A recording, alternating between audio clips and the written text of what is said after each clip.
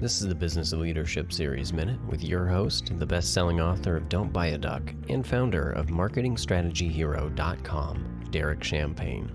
Our guest today, Travis Chappell. He is a networking addict that is making a difference. Travis Chappell is a direct sales expert who's built teams for several sales organizations over a few different industries and is also active in the real estate market. More recently, he has pursued his passion of helping others and founded the Build Your Network, which is a podcast dedicated to helping professionals grow their inner circle. Travis, welcome to our show today. Derek, thanks so much for having me on, man. I really appreciate it. Networking is so important for our audience. Some of us hate the word networking, so I'm excited to keep digging into that a little bit more, and I know you're going to educate us today and help us.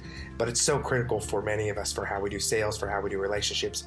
But before we get into that, I want to talk and just get to know you a little bit more. So can you hit some highlights for us from your early years to where you are today, and just give us some highlights of your journey?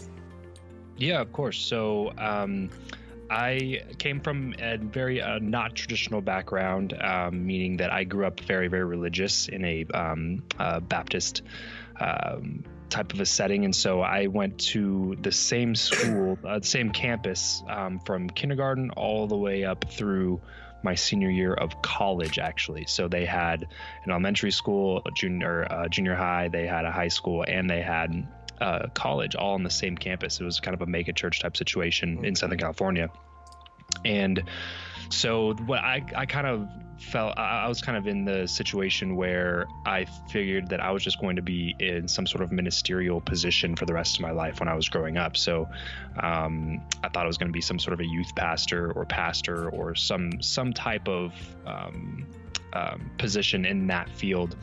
And when I was in college, I ended up getting a job to, basically pay the bills. And it was door-to-door solar sales.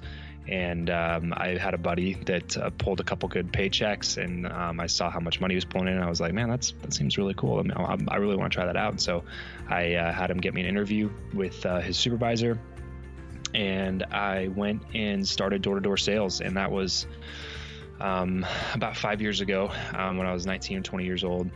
And when I first started into it, I just kind of got addicted to the fact that the thing that I love most about it is that if I outworked my coworkers, I would get paid more.